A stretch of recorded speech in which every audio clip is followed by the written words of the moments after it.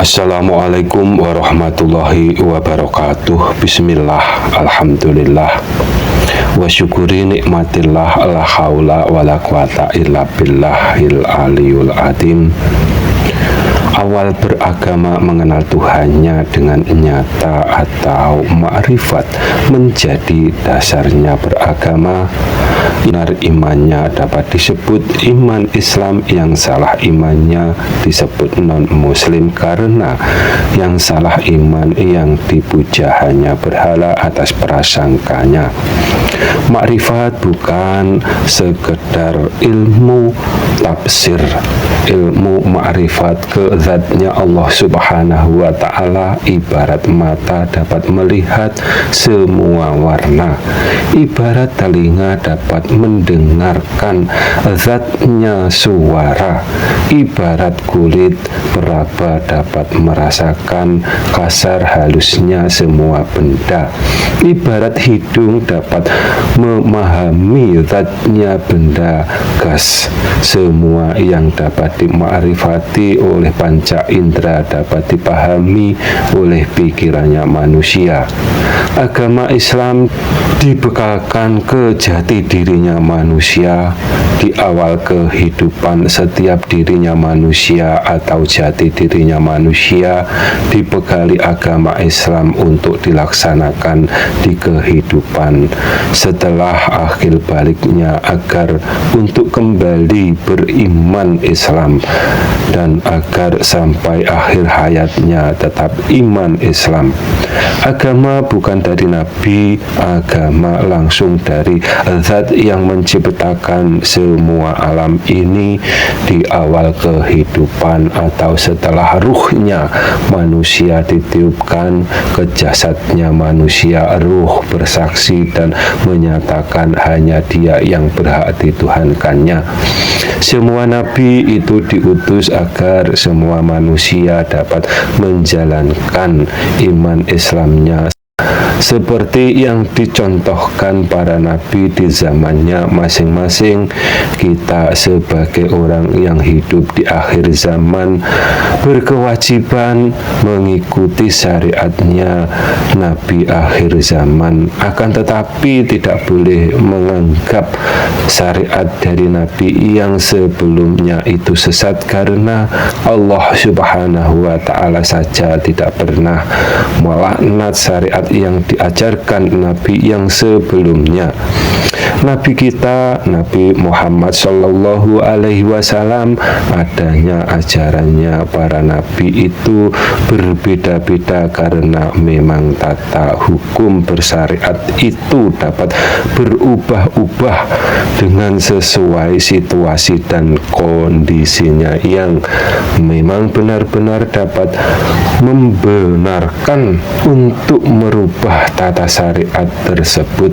Contohnya kita yang sehat sholat sesuai dengan yang diajarkan oleh baginda Nabi Muhammad Sallallahu Alaihi Wasallam dengan 4 gerakan: berdiri, ruku, sujud, dan duduk. Bila sudah tidak dapat melakukan gerakan tersebut, boleh dengan berbaring saja. Intinya syariat itu yang dikerjakan jasmani, sedangkan keimanan ke zatnya Allah Subhanahu wa ta'ala itu wilayahnya ruh atau yang disebut wilayahnya rohani. Oleh sebab itu mengenal diri lebih utama daripada mengenal Tuhannya, karena orang yang tidak mengenal atau orang yang tidak dapat memahami dirinya secara rinci mukal dapat ma'rifat ke zatnya Allah Subhanahu wa ta'ala dengan benar dan tepat. Mereka yang tidak paham dengan dirinya berpotensi memuja berhala atas prasangkanya sendiri dan ingkar dengan kalimah laisa kamitslihi syai'un. Sungguh ma'rifat ke zatnya Allah Subhanahu wa ta'ala itu sangat mudah bagi mereka yang dikehendaki dikehendaki Allah Subhanahu wa ta'ala, karena ma'rifat kezatnya Allah Subhanahu wa ta'ala yang dapat membuka tirai penghijab hanya atas menangnya Allah Subhanahu wa ta'ala.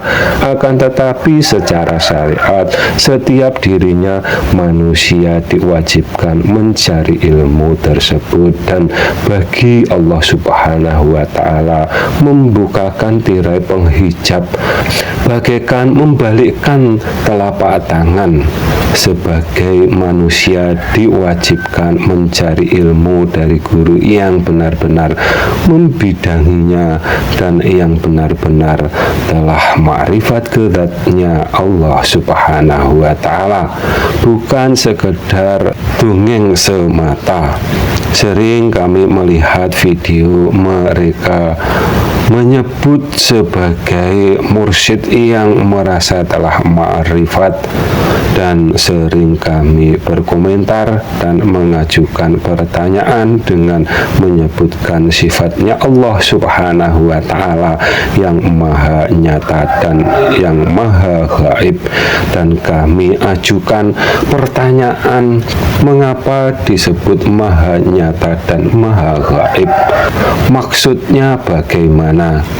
Kebanyakan dari mereka tidak dapat menjawabnya dan mengalihkan pembahasannya, seperti mereka yang menyebut bahwa Allah Subhanahu wa ta'ala cuma nama saja dengan berdalil basmalah.